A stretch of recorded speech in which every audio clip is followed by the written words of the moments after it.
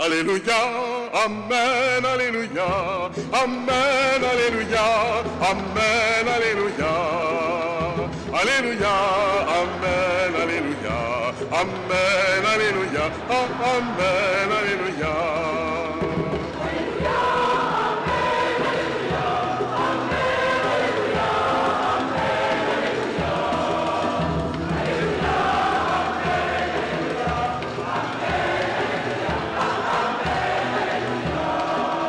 Délivrance, puissance, majesté, pour bon Dieu nous.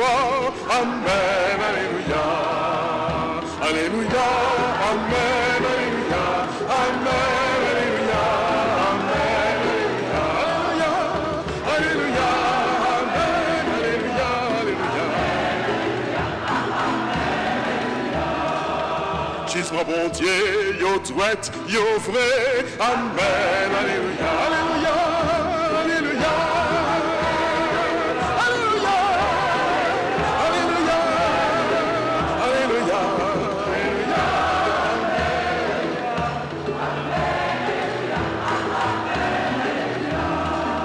Célébrez, bon Dieu, autres qui en service, bon Dieu.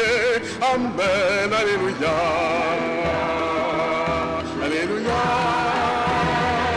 Alléluia. Alléluia. Alléluia. Alléluia. Alléluia.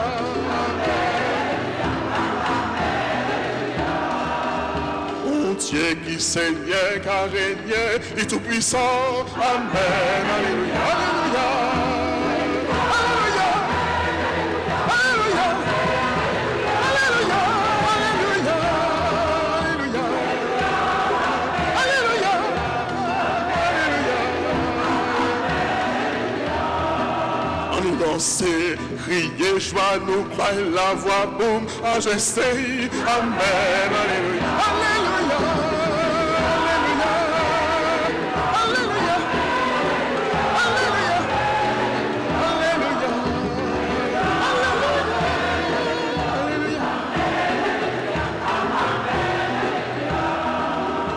Arrivé pour fêter agneau de mon Dieu. Amen, Alléluia, Alléluia. Alléluia, Alléluia, Alléluia, Alléluia, Amen.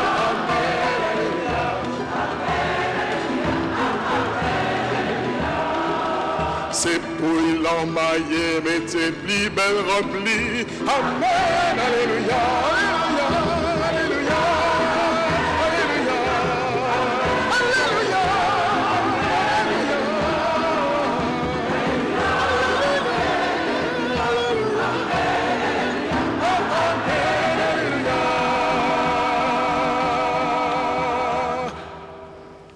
De la lettre aux Éphésiens. Ayez à cœur de garder l'unité dans l'esprit par le lien de la paix.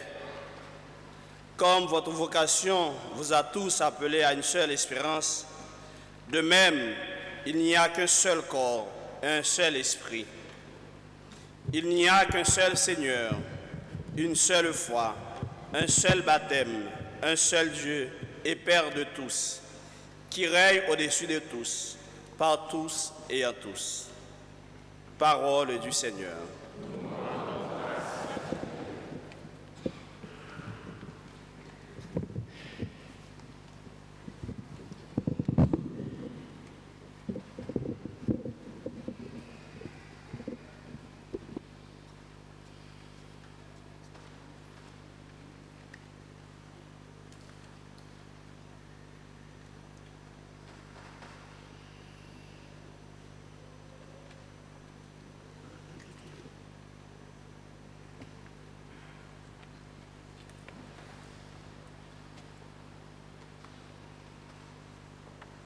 Tous les dimanches, dans cette cathédrale, nous chantons les vêpres solennelles.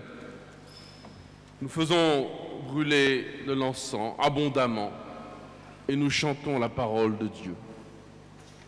Nous célébrons ainsi avec quelques fidèles, avec les séminaristes, nous et la Scola Cantorum Saint-Louis, Nous célébrons ici la louange de tout le peuple de Dieu qui, chaque dimanche, s'élève de paroisse en paroisse, de lieu de culte en sanctuaire, qui s'élève vers le ciel pour le plus grand bonheur, car c'est justice de notre Dieu, la piété et la justice que nous rendons à Dieu.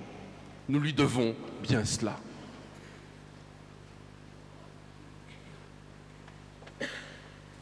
Le dimanche, en effet, est le jour par excellence où nous louons Dieu, mais nous le louons avec sa propre parole, avec les mots qu'il a mis sur les lèvres des prophètes, avec les mots qu'il met sur nos lèvres par l'Esprit Saint, et nous le chantons dans le Saint-Esprit. La parole de Dieu est donc le fondement même de l'être chrétien que nous sommes, et de l'être tout court que nous sommes, car sans la foi qui naît justement de l'écoute de la prédication, que serions-nous? Pire que des bêtes. Livrés, comme dit l'Épître aux Galates qu'on a entendu au cours des messes de cette fête, de cette solennité de la Pentecôte, livrés aux disputes, aux scissions, aux dissensions, livrés aux mauvaises paroles, aux médisances, aux calomnies, aux malpalais, aux sorcelleries, aux quimbois et à tant d'autres choses. Sans la parole de Dieu, que serions-nous? Et c'est cette parole qui nous fait vivre et que nous avons la joie, d'autant plus avec la réforme liturgique de Vatican II, d'écouter dimanche après dimanche, de suivre l'Écriture, de suivre la Bible. Et nous avons la joie aussi de méditer ces paroles dans de nombreux groupes, dans de nombreux moments de prière, dans nos familles, dans nos quartiers, dans nos services d'église. La parole de Dieu doit devenir toujours plus profondément la base de notre pastoral, chers prêtres, chers agents pastoraux de toutes sortes de notre Église, tous ceux qui agissent dans les écoles, dans les groupes et les services, auprès des jeunes et des autres, la parole de Dieu au centre de notre vie. Et s'il est une chose que l'Esprit Saint donne à la Pentecôte, donne lorsque nous faisons l'effusion, recevons l'effusion de l'Esprit, c'est le goût de la parole.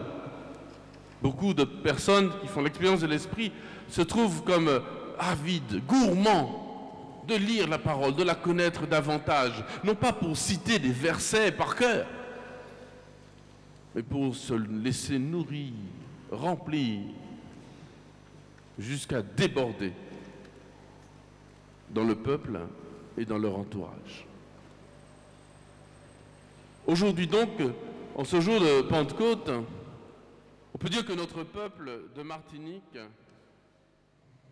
en pleine neuvaine de prière pour la guérison des blessures, pour une réconciliation, une réparation de réconciliation, a plus que jamais besoin de la parole de Dieu.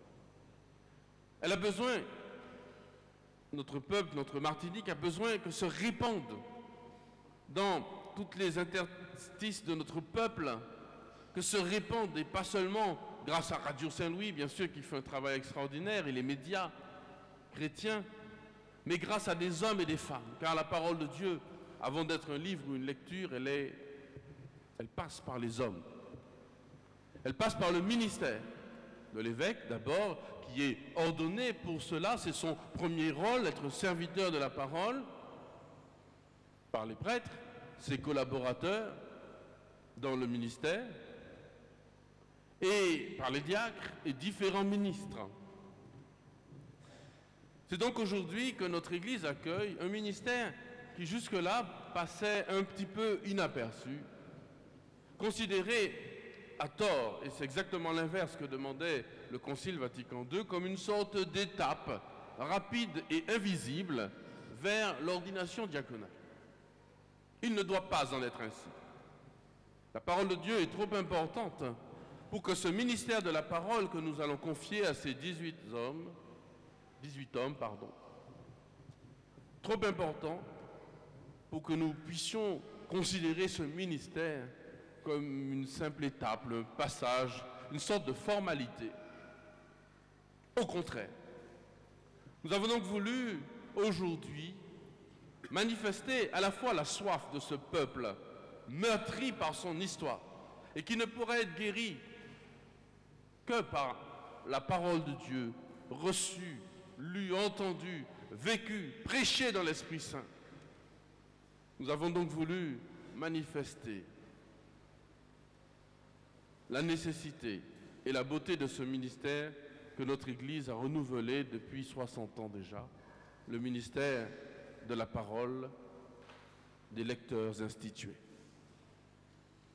Voici donc aujourd'hui, pour différentes paroisses de notre île, de notre diocèse, pour le service aussi du diocèse, que je vais remettre devant vous la parole à ces hommes qui ont été formés humainement, spirituellement, théologiquement, bibliquement, depuis plusieurs années pour certains. Les voilà formés. On trouve de ces ministres dans d'autres communautés chrétiennes, comme les pasteurs par exemple. Bien les voilà aussi bien, sinon mieux formés, pour annoncer cette parole, pour la servir en organisant des groupes, pour la servir en invitant des prédicateurs, en invitant le peuple de Dieu, avec, bien sûr, en pleine collaboration avec les prêtres, curés des différentes paroisses, en invitant le peuple de Dieu à scruter toujours davantage et en chaque occasion la parole de Dieu. Voilà une œuvre de libération, une œuvre, que dis-je? Voici l'œuvre de libération que l'Église catholique peut proposer au peuple de Dieu qui est en Martinique. Si vous en connaissez d'autres, dites-moi. Mais celle-là, c'est à nous de le faire. À travers ces ministres institués, c'est chaque responsable d'église, chaque responsable de groupe de jeunes, de servants d'hôtel, d'équipe d'action catholique, chaque responsable de chorale, chaque chef de famille, chaque maîtresse de maison, chaque homme et chaque femme, que j'invite à être un ministre de la parole. En ce jour de Pentecôte, l'Esprit suscite dans notre Église ce ministère. En ce jour de Pentecôte, l'Église, comme au Cénacle, va se répandre.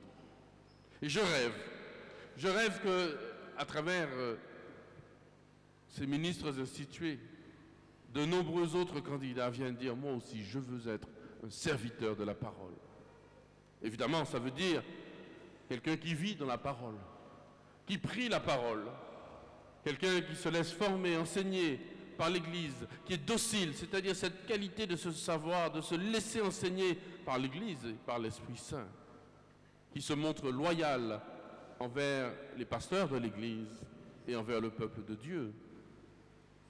C'est évidemment une responsabilité terrible qui peut, je l'espère et je vous le souhaite, vous mener au ciel et mener au ciel à la vie éternelle tant d'âmes, qui peut aussi mener en enfer si l'on n'est pas fidèle au ministère que l'on a reçu. Et si cela est vrai pour vous, ô combien cela est vrai pour les prêtres et pour l'évêque.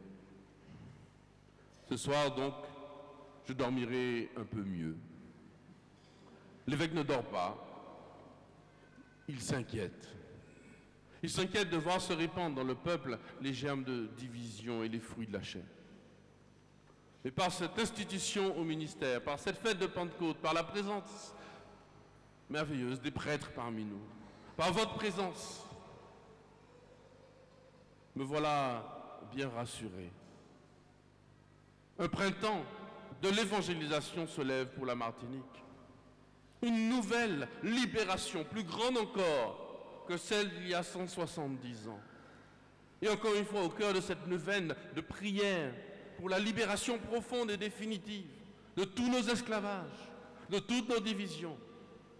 Je vois votre institution, chers frères, au cœur de notre Église, comme le signe de Dieu, qui nous dit Ma parole est une lampe sur votre route. À cette Martinique perdue qui se cherche, à ces personnes inquiètes dans leur vieillesse, de voir leurs enfants ne pas suivre le chemin, de ces hommes et femmes affolés, de se retrouver seuls et en situation d'échec, à ces jeunes qui ne savent pas où donner de la place, de la tête, où trouver leur place au soleil. Le Seigneur nous dit cet après-midi, ce soir en ces vêpres, je t'ai donné ma parole, une lampe sur tes pas, une lumière sur ta route. Celui qui écoute la parole de Dieu et la met en pratique vivra. Alors, je le crois, la Martinique, nourrie de la parole, vivra.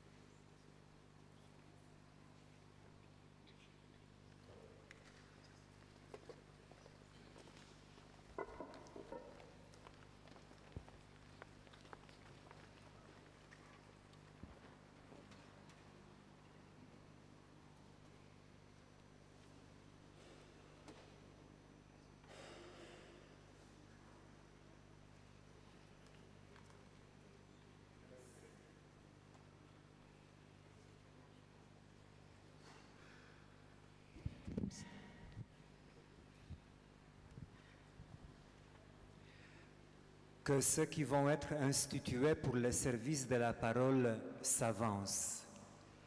Tony Alagui Salachi.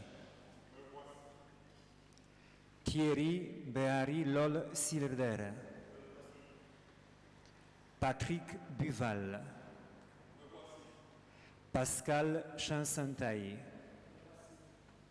Patrick Domergue. Sylvestre Duragran. Jean-Denis Etienne. Bruno Faustin. Frédéric François Félixine. Louis-Georges Germain. Jean-François Héraclide. Hervé Louis. Robert Massenot. Maxime Mongean. Raphaël Monta. Éric Raffos. Laurent Vestris. Fred Violton.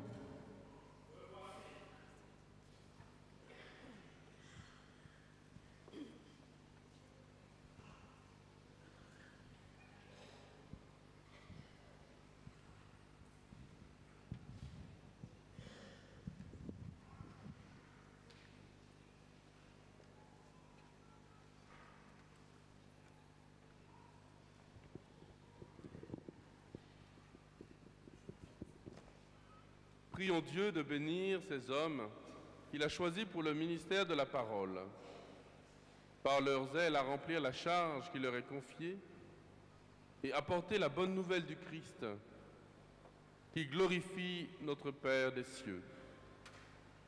Prions en silence.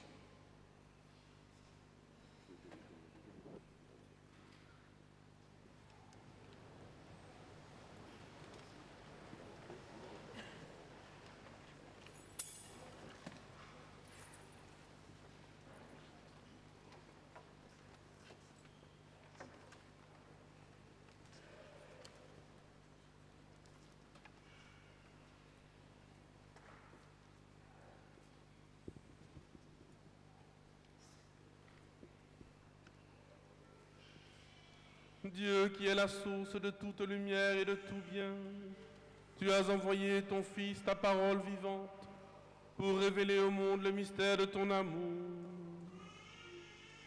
Bénis ces hommes dans leur ministère, qu'ils se nourrissent de ta parole et qu'ils se laissent former par elle à l'annonce avec fidélité. Par Jésus le Christ notre Seigneur.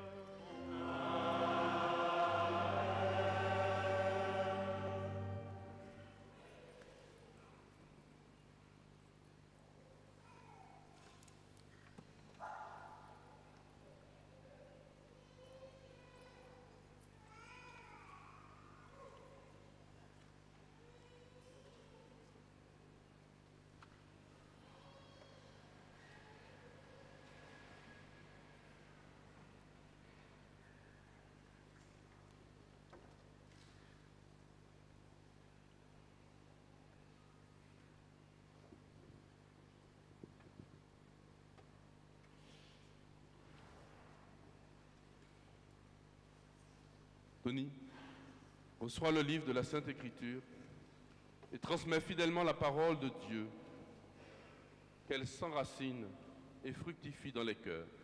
Amen.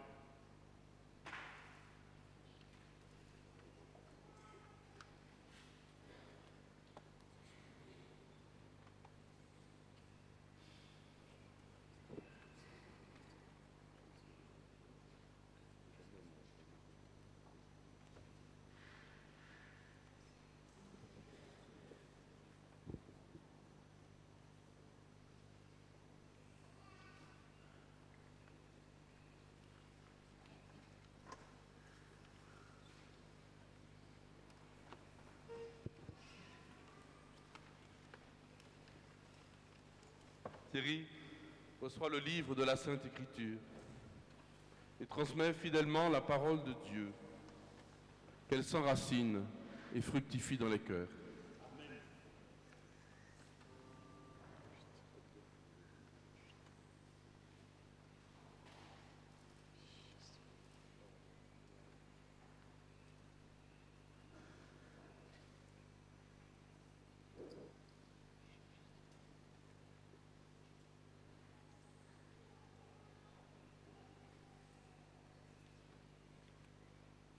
Patrick, reçois le livre de la Sainte Écriture et transmets fidèlement la parole de Dieu,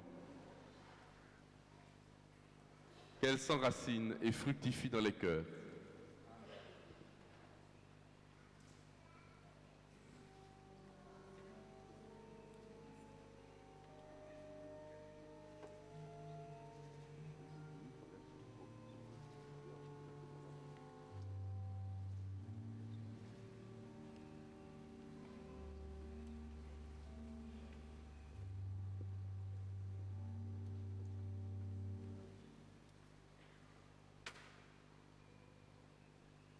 Pascal, reçois le livre de la Sainte Écriture et transmets fidèlement la parole de Dieu, qu'elle s'enracine et fructifie dans les cœurs.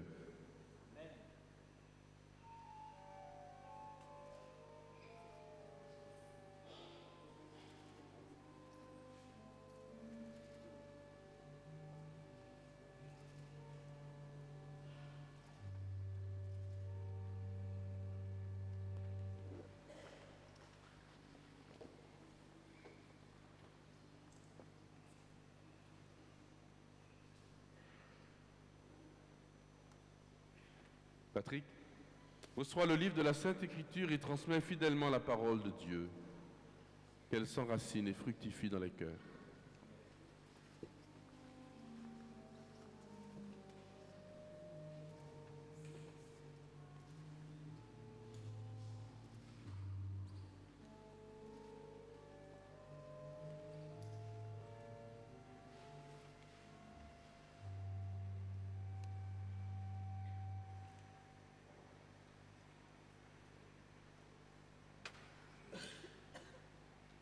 Sylvestre, reçois le livre de la Sainte Écriture et transmets fidèlement la parole de Dieu, qu'elle s'enracine et fructifie dans les cœurs.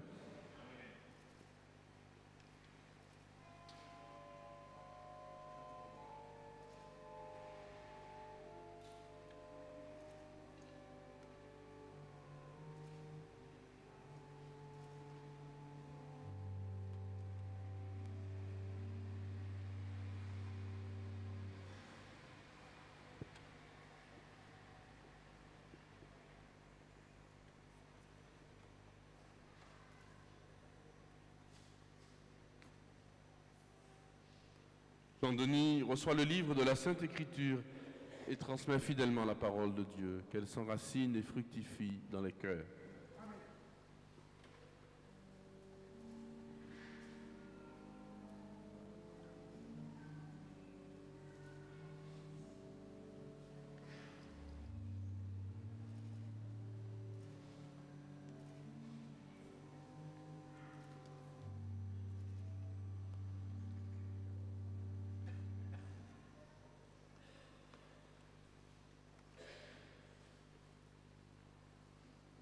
Bruno reçoit le livre de la Sainte Écriture et transmet fidèlement la parole de Dieu, qu'elle s'enracine et fructifie dans les cœurs.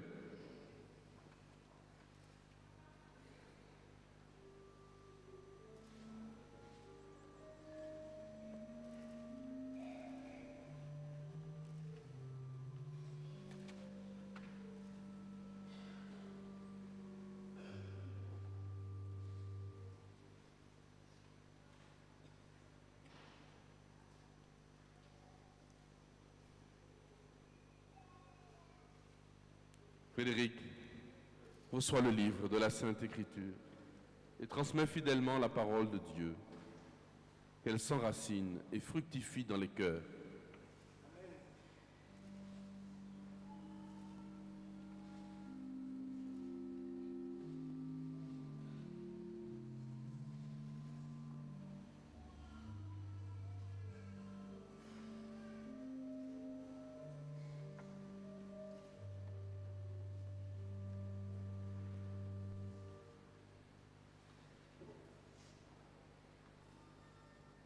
Puis Georges reçoit le livre de la Sainte Écriture et transmet fidèlement la parole de Dieu, qu'elle s'enracine et fructifie dans les cœurs.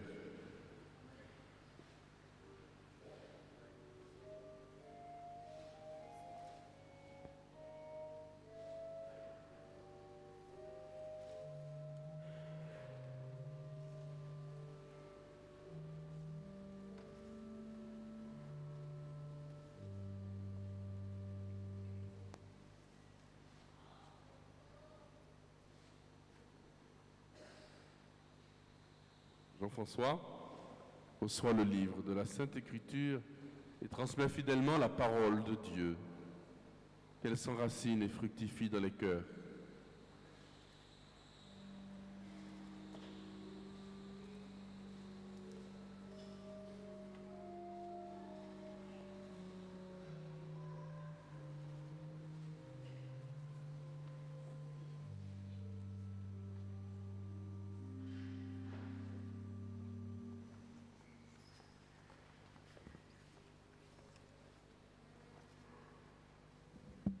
Hervé reçoit le livre de la Sainte Écriture et transmet fidèlement la parole de Dieu, qu'elle s'enracine et fructifie dans les cœurs.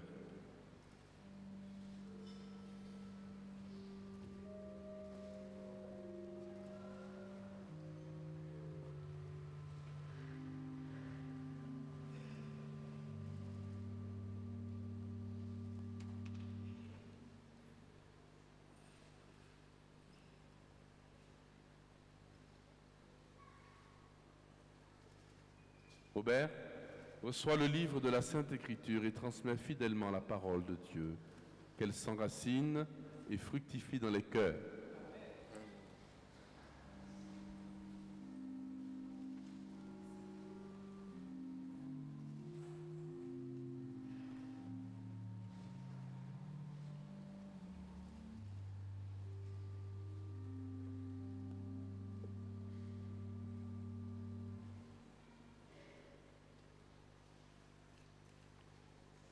Maxime reçoit le livre de la Sainte Écriture et transmet fidèlement la parole de Dieu, qu'elle s'enracine et fructifie dans les cœurs.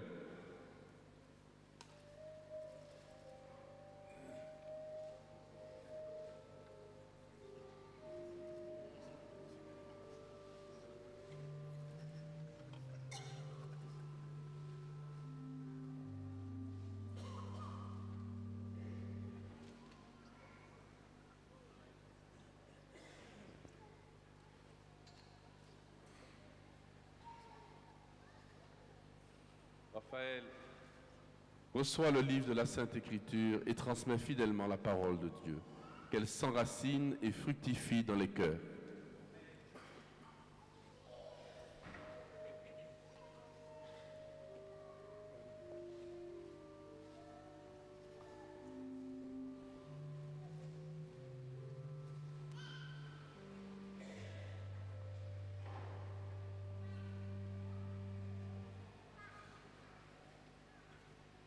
Éric, reçois le livre de la parole de Dieu, des Saintes Écritures et transmets fidèlement la parole de Dieu, qu'elle s'enracine et fructifie dans les cœurs.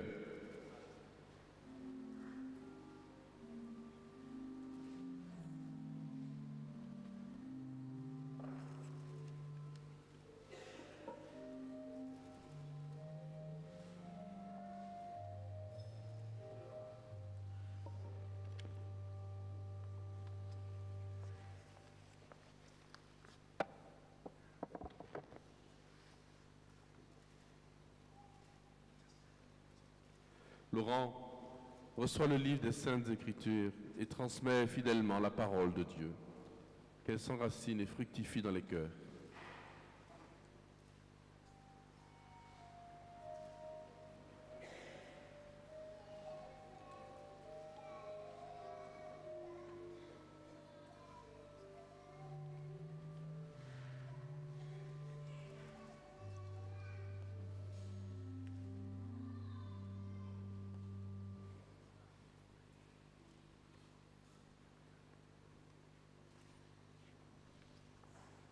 Fred, reçois le livre des Saintes Écritures et transmets fidèlement la parole de Dieu, qu'elle s'enracine et qu'elle fructifie dans les cœurs.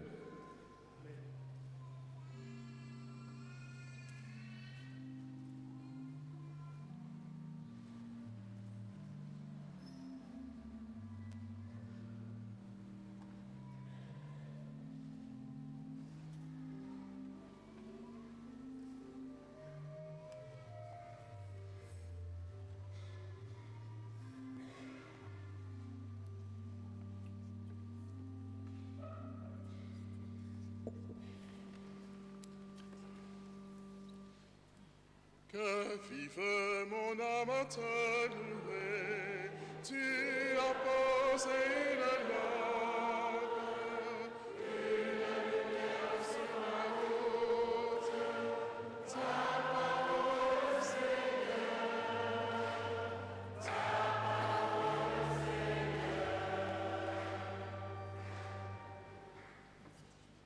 La cathédrale Saint-Louis pour un grand la fête Pentecôte, où Monseigneur nommait 18 noms et nous recevons aujourd'hui Bruno qui paroisse Robert est délégué du groupe. Alors Bruno, comment est où vive la fête là? C'est une fête qui était intense et remplie et intensité, émotion. Et puis c'était en vraie communion et puis l'Esprit Saint et dans l'église. Et ce qui est formidable, c'est que toutes nous la solidaires, vraiment en communion de foi, communion de charité, communion d'espérance, et vraiment décider à vivre engagement nous prend, et puis foi nous, et puis force nous, et puis faiblesse nous, mais surtout de par volonté nous, et puis la grâce de Dieu. Bruno, c'est un papa yish ou ni trois tibolom qui m'en est ou qui fait pour continuer pour annoncer bailler la voix pour parole à bon Dieu. De toutes les façons, moi engagé dans l'église, donc moi actif dans l'église, donc ça ne pas qu'à poser problème puisque moi a consacré temps à l'évangélisation. Disons que là c'est vraiment un envoi en mission de l'église. Institué ministre, et bien là nous gagnons plus force et que plus la porte qui est ouverte et le champ d'évangélisation vraiment là c'est à nous d'y aller à la vigne du Seigneur et puis vraiment travailler pour que les âmes vraiment converties et puis vivent la sainteté. Donc, Bruno Ouassou, paroisse Robert, ou à dans groupe Renouveau Charismatique. Comment est-ce que vive Mission Tala et Pio? Alors, Mission Tala vive de différentes manières. D'abord en paroisse, puisque nous avons reçu en lettre de mission de la part des curés nous. Et puis ensuite, qu'il y ait échange entre paroisses, puisque chaque frère peut être invité dans notre paroisse pour animer, pour prêcher l'évangile, annoncer la parole de Dieu. Et puis qu'il y ait aussi des regroupements au niveau diocèse, mais il y a plein de projets que nous y avons mis en place, notamment dans les PCE, dans l'évangélisation au fin fond des campagnes, des quartiers. Et tout ça, c'est un chantier à vraiment investir, quoi. Famille, comment est-ce vivre Mission Tala et Pio? Bon, famille, moi, qui vivre Mission et puis moi, dans la mesure où déjà épouse et enfants engagés dans l'église, donc c'est la famille là même qui a cheminé.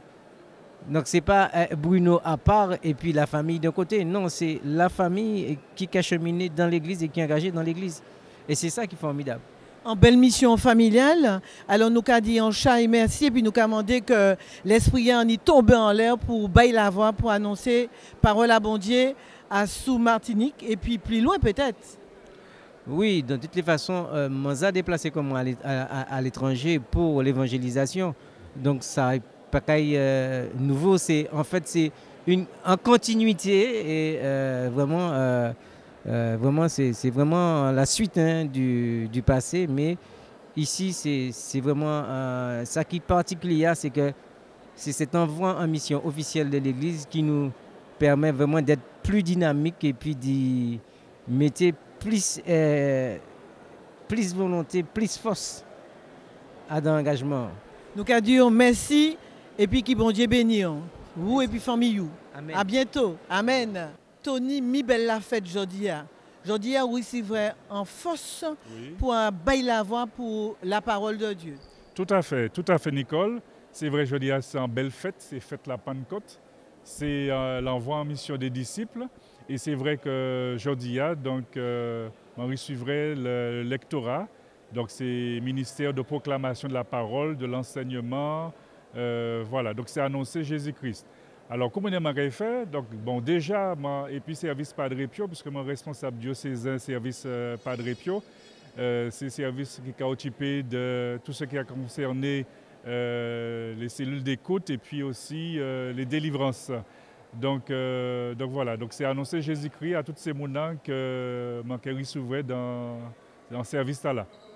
Donc voilà, et puis par ailleurs, on va continuer comme d'habitude, faire les orasis, c'est articulation, psychologie et puis foi, dans l'émission Radio Saint-Louis. C'est tous les dimanches, on va profiter pour faire un petit brin pub. Donc c'est tous les dimanches à 10h30. Et puis par ailleurs aussi, mon responsable, responsable association. Alors Tony, ou père de famille, donc comment on y a au café pour que la famille a participé à dans Mission Tala pour toujours bailler la voix pour bon Dieu? Alors effectivement, père de famille, m'a marié, m'a dit des iches, des petits mamailles, en fille et puis en garçon. Alors c'est vrai que l'annonce de la parole c'est déjà dans la famille là. Donc voilà, donc c'est l'église première, c'est là nous pour d'abord évangéliser, annoncer Jésus-Christ. Madame moi et puis c'est moi, il y a suivre moi dans l'aventure là. Et puis grâce à l'Esprit Saint. Tony, est-ce qu'il y a une parole dans la Bible qui a touché le cœur, qui a brûlé en l'air au Cali? Oui. Mon quoi c'est une parole là qui a venu là actuellement, c'est n'aie pas peur. C'est même parole qui, c'est Jésus qui dit ça, n'aie pas peur, mais Pape Jean-Paul II dit ça aussi, n'ayez pas peur, ouvrez grand votre cœur au Christ rédempteur. Donc c'est ça, donc ça a brûlé chez moi parce que Jésus a dit moi, pas besoin de paix. À partir du moment où je fixé les yeux en l'œil et puis que je suivre le mouvement de l'esprit. Donc c'est ça qui est important. Tony nous a dit merci, nous a dit rester puis Jésus qui s'est guidé et puis rester accroché à lui pour remplir mission et puis force et puis belle lumière. Monseigneur, quelle belle fête de Pentecôte, quelle joie pour le diocèse. Vous avez nommé aujourd'hui 18 hommes pour être lecteurs, ministres de la parole de Dieu. Qui vous a donné cette idée? Alors, plein de choses. D'abord, c'est une très belle fête parce que je crois que j'ai eu 5, 6 ou 7 célébrations au cours de cette fête de Pentecôte et notre église est extrêmement vivante. La semaine dernière, l'ordination de Joassin, la semaine d'avant, le séminariste Samuel qui a été admis, plus les centaines de confirmations, les messes, les assemblées extrêmement ferventes. Ce matin, la fête paroissiale au Saint-Esprit extra. Alors maintenant, l'idée, elle ne vient pas de Monseigneur Macaire seulement, elle vient d'abord du Concile Vatican II qui a supprimé les ordres mineurs pour instituer des ministères qu'on confierait à des laïcs. Et donc ces ministères, il y en a deux, c'est le ministère du lectorat, donc de la parole, et le ministère de l'acolytat. Et en fait, malheureusement, on s'est fixé sur le diaconat permanent, et on n'a plus vu, d'ailleurs en le déformant un petit peu, que le diaconat permanent comme une sorte de semi-vicaire des prêtres, un demi-prêtre, etc. Et cela est faux, c'est-à-dire que l'Église a voulu depuis 60 ans qu'il y ait des hommes ministres de la parole, prédicateurs de la parole, un peu, mutatis mutandis, l'équivalent des pasteurs dans les églises protestantes. C'est-à-dire des personnes qui sont chargées de parler, de prêcher, d'enseigner, d'organiser un peu les communautés pour que la parole soit vivante. Sauf que dans l'église catholique, il y a le prêtre. Alors, sauf qu'au contraire, parce que le prêtre est en charge de la sanctification, son rôle pastoral, il ne peut pas à lui seul être le seul responsable de la parole. Alors il y a les catéchistes qui font déjà le travail, les responsables de groupes, de mouvements, mais il fallait des ministres, c'est le mot, des serviteurs, c'est le mot, des agents pastoraux, comme dit le pape François, capables d'être un petit peu plus polyvalents que dans tel ou tel domaine, et capables, ayant eu une formation théologique assez poussée quand même, plusieurs années. Donc ils sont extrêmement bien formés, humainement aussi, et leur formation va continuer, capables de s'adapter à tous les terrains, là où ils sont envoyés selon leur charisme. Ces hommes qui ont été nommés aujourd'hui, ils sont pères de famille. Comment l'Église associe l'épouse et les enfants pour que ces hommes remplissent pleinement la mission? Alors c'est certain qu'au cours de leur formation, cette association se fait tout naturellement. Elle se fait, écoutez, un peu comme, je prends un cas qui est très proche, un chef ou une chef d'établissement catholique. Cette personne, dans le droit de l'Église et dans le droit, a un véritable rôle pastoral. Elle est en charge d'âme. Elle n'est pas seulement un chef d'entreprise qui gère un établissement, elle a aussi charge d'âme. Elle doit faire en sorte que la parole de Dieu soit annoncée dans son établissement à tous les élèves, qu'ils soient catholiques ou pas d'ailleurs. Bon. Donc c'est exactement le même rôle qu'un chef d'établissement catholique, mais dans la paroisse ou selon les missions qu'ils ont reçues. Donc en fait, justement, il ne faut pas cléricaliser ces missions. Ce n'est pas une mission cléricale. On a trop tendance à cléricaliser les ministères, à en faire des quarts de prêtres, des dixièmes de prêtres, des demi-prêtres. Enfin, vous voyez, c'est pas des... Non, il n'y a aucun problème par rapport à la famille. Ils prennent un engagement familial d'être un serviteur de la parole, leur épouse, leur famille, naturellement, à côté d'eux, comme ils acceptent un métier, ou quand il y a un chef de chorale, par exemple. Enfin, vous voyez, ce n'est pas plus que ça, mais ce n'est pas moins non plus. Et puis, encore une fois, avec cette dimension instituée par l'Église, après une formation solide, et en même temps, selon leur charisme, avec une lettre de mission qui s'adaptera à leur charisme, aux conditions de leur vie, etc. 18 hommes et pas une femme, comment expliquer cela alors? Ces ministères, alors parce qu'ils viennent justement de la... ils viennent, je sens quelque chose d'un peu polissant dans notre question, mais elle est très bonne. C'est une excellente question. Ces ministères viennent quand même, dans leur origine, des ordres. Donc c'est le fait de conférer, j'oublie le terme, de conférer des ordres à... je suis un peu fatigué, parce que la Pentecôte ici, ça a été... Voilà. Ça chauffe, oui, exactement. Et donc le fait de conférer les ordres à quelqu'un, donc ils sont issus des ordres mineurs. Donc ils gardent dans cet ADN la masculinité finalement. Mais il y a quelque chose de très intéressant, parce que dans notre église de Martinique, c'est incontestable, vous en êtes la preuve vivante, si j'ose dire. Depuis 40 ans, sinon plus, vous servez l'église, j'ai envie de dire, autant qu'un prêtre ou un de ses ministres, voilà. Et il faut donc, d'une certaine façon, viser à la reconnaissance à la fois des hommes qui ne sont pas assez nombreux. Vous avez vu que j'ai insisté sur la pastorale des hommes qui démarre ici de façon très dynamique, et cela est bon pour les familles, pour les hommes, pour la société tout entière, mais aussi sur une meilleure, je vais employer le terme valorisation, une manifestation meilleure, quelque chose de plus visible du ministère spécifique des femmes, d'un ministère spécifique, ou plutôt spécifiquement féminin dans la façon d'aborder le ministère. Car les mêmes ministères, par exemple celui de la parole, qui est exercé, comme dans la société d'ailleurs, avec les institutrices, etc., ce ministère de la parole, il est dans notre Église exercé à 80% par des femmes. Les bergères de groupes charismatiques, je parlais des chefs d'établissement catholiques, c'est souvent des femmes, pas que, mais quand même. On peut parler des catéchistes, qui, en Martinique, enseignent depuis des décennies à près de 50 000 enfants. Vous voyez, enfin, c'est quelque chose et cumulé sur plusieurs décennies. Bon. Donc, ce ministère féminin est réel, simplement, il n'est pas manifeste en tant que ministère féminin ou en tant que... Voilà, il n'est pas institué. Alors, il faut réfléchir. Est-ce une institution qu'il faudra... Je sais que certains théologiens y pensent. Justement, c'est pour cela qu'il ne faut surtout pas cléricaliser ces ministères, parce que le ministère sacerdotal, pour le coup, ou presbytéral pour être exact, est un ministère proprement masculin, puisqu'il s'agit de représenter le Christ. Par contre, tous les autres ministères, ça vaudrait la peine de penser à certains ministères féminins. Par exemple, je pense au fait d'aller annoncer, d'être des super nannies, vous savez, les super nannies qui vont dans les familles pour aider. Voilà, ça me semble être un ministère assez féminin dans la façon d'aborder les questions. Super nanny qui vient comme une maman, une super tati, une super nanny, eh bien la même chose au niveau de la foi chrétienne. Nos familles ne savent plus enseigner la foi à leurs enfants, ou en tout cas ont des difficultés parce que la vie est compliquée, il y a des séparations, des divorces, et donc les parents ont un peu baissé les bras comme ailleurs. Je ne les accuse pas parce que là c'est difficile les conditions, mais pour l'annonce de la foi, ils ont besoin d'aide.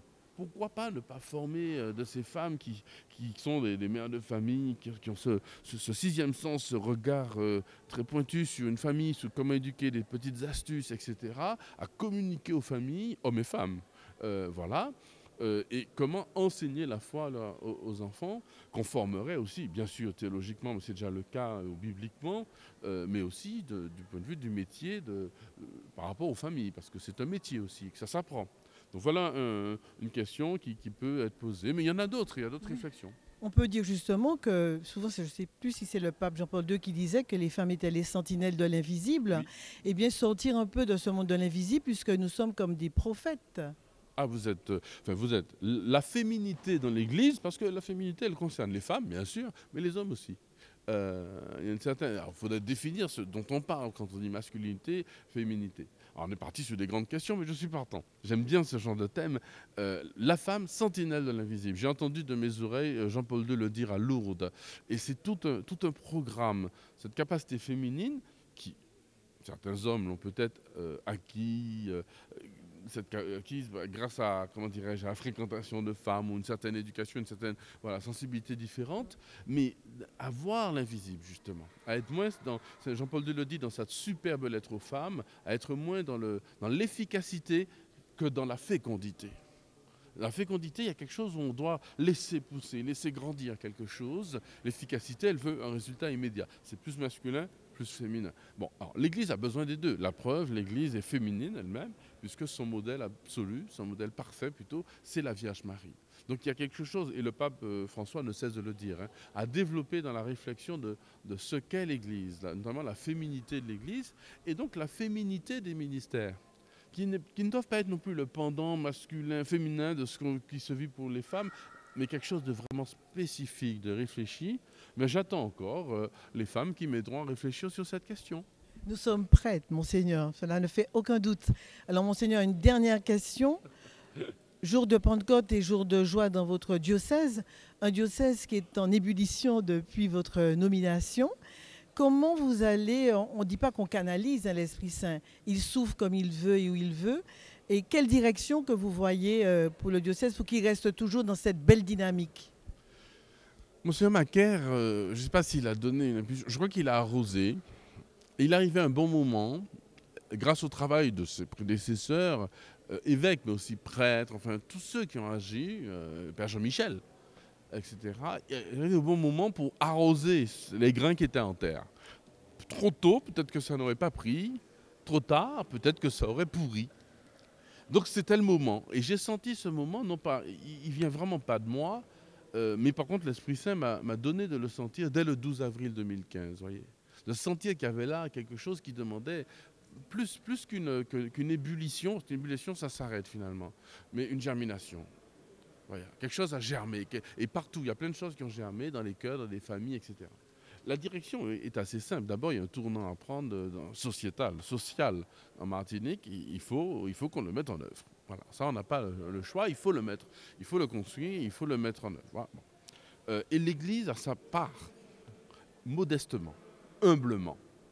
On ne doit pas prendre les rênes. Rassurez-vous, je ne suis pas candidat, comme disent certains en rigolant, j'espère, à prendre les rênes de la CTM. Et puis, c'est pas. Non, voilà, même sous mode de blague. Et même ni les catholiques à dire mais c'est nous les meilleurs. Par contre, on a notre rôle à jouer d'agent de l'espérance, de sentinelle de l'invisible. Voilà un rôle féminin de l'Église. De voir dans cette société martiniquaise ce qui ne se dit pas, ce qui ne se voit pas, mais aussi là où on va, les signes d'espérance. Ça, c'est notre rôle. Et donc, l'ébullition, comme vous dites, plutôt la floraison de l'Église aujourd'hui, elle est un beau signe pour toute la société, d'autres associations. Il y a même d'autres communautés ecclésiales, plutôt chrétiennes, qui sont d'esprit, que ça motive. Mais c'est tant mieux, en nous aller. En nous aller. Alors, Monseigneur David Macaire, merci. Merci de nous accompagner pour que notre Église en Martinique soit vivante et missionnaire. Et Radio Saint-Louis et la Web TV y est pour beaucoup, beaucoup. Bravo à vous, bravo. Merci encore, Monseigneur, pour votre soutien et votre fidélité à nos côtés.